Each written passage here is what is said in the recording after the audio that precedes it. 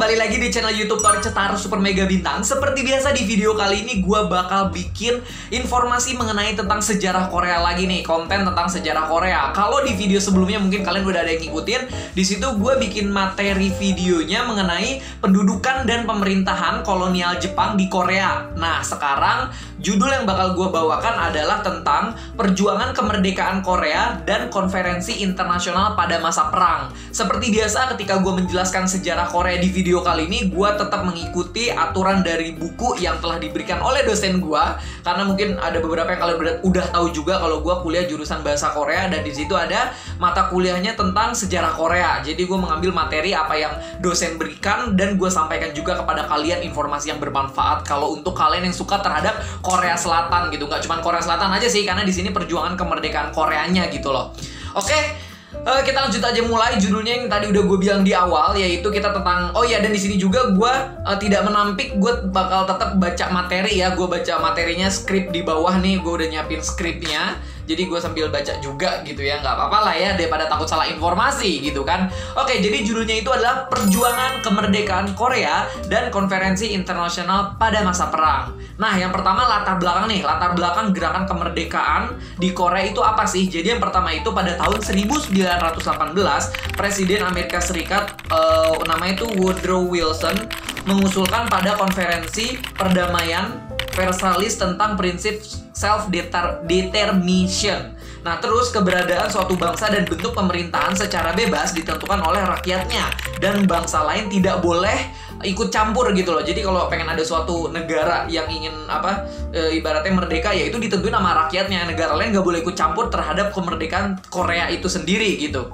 Terus ini merupakan suatu yang menggembirakan bagi masyarakat Korea tersendiri, karena udah mencapai ingin detik-detik mereka tuh merdeka gitu loh. Terus kelompok kemerdekaan Korea yang aktif di Shanghai dengan cepat menanggapi seruan tersebut dan mengutus Kim Hyun-sik ke Paris. Itu nanti ya, jadi latar belakangnya kurang lebih seperti itu. Nanti kita bakal jelasin satu persatu. Terus latar belakang yang kelima adalah membangkitkan gerakan bawah tanah di Korea, serta kelompok An Chung Ho dan Syngman Rhee di Amerika Serikat untuk mempersiapkan gerakan kemerdekaan bersama. Nah, kalau kalian ada yang bingung, siapa sih itu Syngman Rhee, siapa sih itu An Chung Ho? Nah, di video sebelumnya gue udah ngejelasin ya. Jadi kita ini serialnya tuh berlanjut gitu loh tentang sejarah Korea. Nah, sekitar 600 mahasiswa Korea berkumpul pada 8 Februari tahun 1919 di Tokyo dan mengirimkan sebuah manifesto yang meminta kemerdekaan Korea dari Jepang untuk secepatnya. Jadi itu ada 6 latar belakang gerakan untuk kemerdekaan Korea. Oke, sekarang kita masuk ke poinnya. Yang pertama itu gerakan 1 Maret 1919 atau yang disebut dengan Samil Undong. Mungkin kalian udah ada yang tahu ya, ini cukup familiar juga kok Samil Undong ini. Setiap tanggal 1 Maret gitu. Pemerintahan sementara Korea dan Tentara Pembebasan Korea. Nah, yang pertama, kelompok keagamaan terutama golongan Kristiani berkumpul dan merancang deklarasi kemerdekaan ditandatangani oleh 33 pemimpin yang ada pada saat itu. Terus berikutnya, menyerukan kemerdekaan Korea di penjuru dunia bahwa Korea ini pengen merdeka loh gitu. Seruan ini pertama kali dibuat pada pusat konferensi yang dinamakan Taehwan-kwan.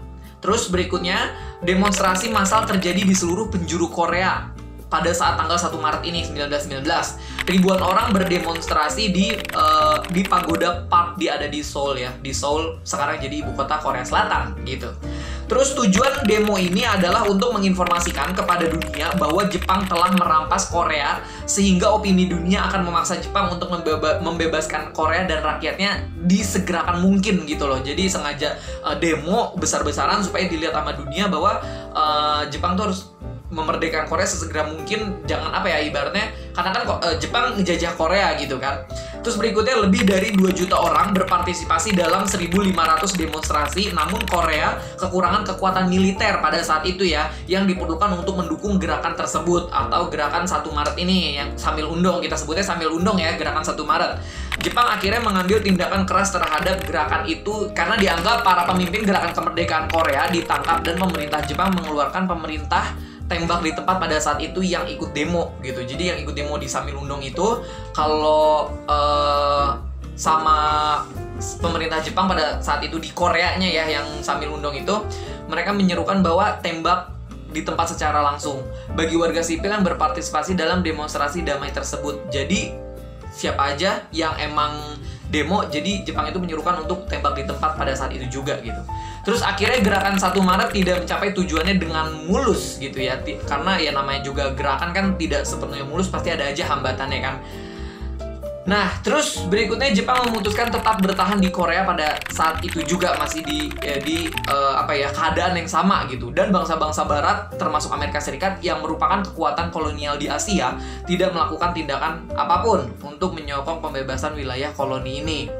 Nah, bagaimana juga gerakan 1 Maret ini bisa dibilang menginspirasi semangat kemerdekaan sebelum Korea merdeka gitu loh. Karena kan ini 1 Maret gitu ya, 1919. Karena perjuangan lah ibaratnya kalau di Indonesia ya, ingin rakyatnya memperjuangkan negaranya supaya merdeka dari kebebasan penjajah gitu. Terus berikutnya pembentukan pemerintahan sementara di Korea. Jadi Korea itu mereka melakukan pembentukan pemerintahan sementara, tapi pembentukan pemerintahan sementara ini nggak di Korea, melainkan di Cina, di Shanghai, Cina, yang mendapatkan pengakuan resmi dari pemerintah nasionalis Cina bahwa Korea itu udah mendapat pengakuan pemerintahan sementara, tapi bukan dibikinnya di Korea gitu loh. Jadi pemerintahan sementara ini adanya di Shanghai, Cina, bukan di Korea gitu. Oke? Lanjut. Terus abis itu para pemimpin politik Korea seperti Syngman-rhee, Kim Koo, Kim Kyu-sik, Cho Pyong-am, Yo Eun-yang berpartisipasi dalam pembentukan kabinet ini di pemerintahan sementara Korea gitu. Terus para pemimpin terus mereka seluruhnya memainkan peran penting dalam sejarah Korea modern. Bentuk pemerintahan sementara ini adalah republik mengikuti model pemerintahan demokratis Amerika Serikat gitu ya. Pemerintahan menjamin kebebasan berbicara, berkumpul, beragama, pemerintahan dipimpin presiden dan legislatif, serta pemisahan negara dan juga agama. Nah, perjuangan menentang Jepang saat itu memiliki sebuah markas besar dan gagasan yang sangat demokratis. Di bawah pemerintahan sementara Korea, Tentara Pembebasan Korea dibentuk di Cina, yang tadi gue bilang ya. Tentara dilatih dan mendapat perlengkapan seragam dan persenjataan dengan dukungan dana dari sumber-sumber Korea serta pemerintah nasionalis di Cina. Pemerintah sementara Korea yang diakui secara resmi oleh pemerintah nasional Cina sebagai pemerintahan resmi Korea.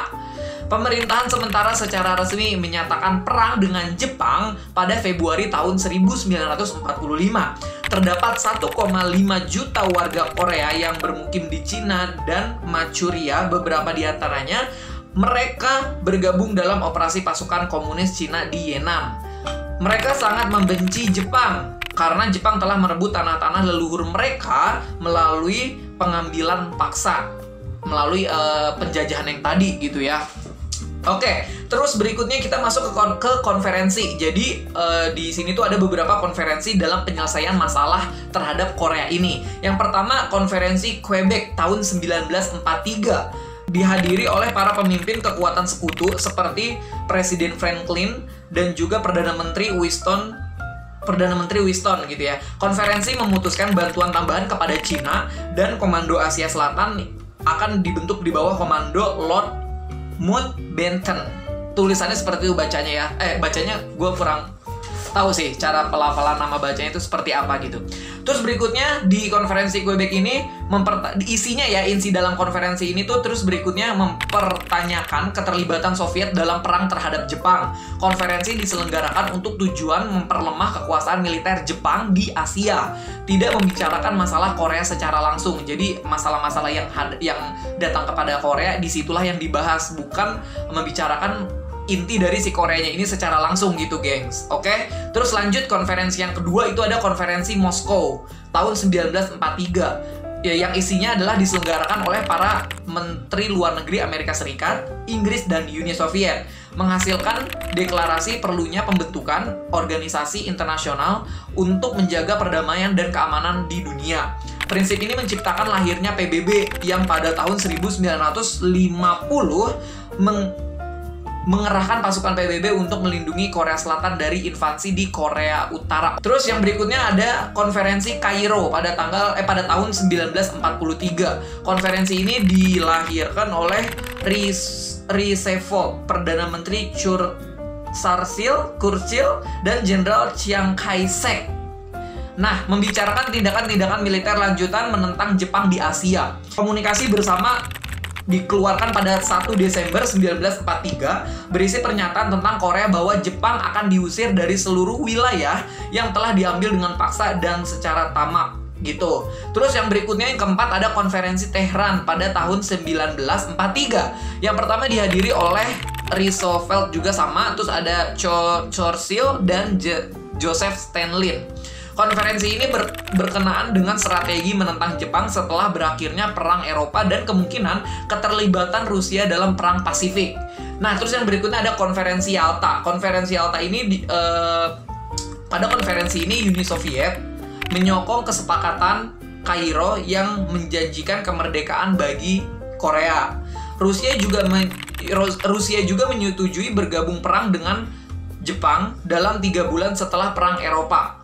Amerika Serikat secara rahasia menyetujui dengan Rusia berkenaan pendudukan pemisahan Korea pada garis lintang 38 menjadi Korea Utara di bagian utara, Korea Selatan di bagian selatan. Jadi udah dibagi 2 secara garis lintang 38. Di Washington, keputusan tergesa-gesa dilakukan untuk menarik garis demarkasi yang membagi Korea menjadi 2 wilayah, Korea Utara dan juga Korea Selatan. Sebelum pasukan Rusia menduduki seluruh Korea pada saat itu. Jadi langsung dijaga-jaga, tak bagi 2. Ini utara, ini selatan. Seperti itu. Garis sementara yang memisahkan 2 zona disetujui pada garis lintang 38. Konferensi Kairo Oktober 1943 menjanjikan bahwa Korea harus bebas dan merdeka, namun tak seorang pun menduga Korea harus terbagi menjadi 2 bagian yang diharapkan menjadi 1, tapi nyatanya ya mau ngomong harus dibagi secara 2 gitu ya, 2 zona utara dan juga selatan di pada garis lintang 38. Pemisahan ini kemudian menjadi permanen dan sampai sekarang ini mungkin kalian tahu ya, pemisahan antara Korea Utara dan Korea Selatan itu sampai sekarang pun masih terjadi dan belum kembalinya bersatu seperti itu. Oke, mungkin segitu dulu ya penjelasan tentang sejarah Korea mengenai perjuangan kemerdekaan Korea dan konferensi internasional pada masa perang.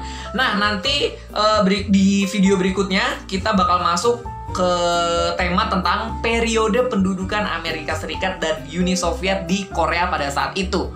Tapi videonya nggak di sini karena nanti bakal bikin videonya tuh terpisah. Oke? Terima kasih banyak telah menonton video ini dari awal sampai akhir. Jangan lupa untuk like, komen, dan juga subscribe channel YouTube ini.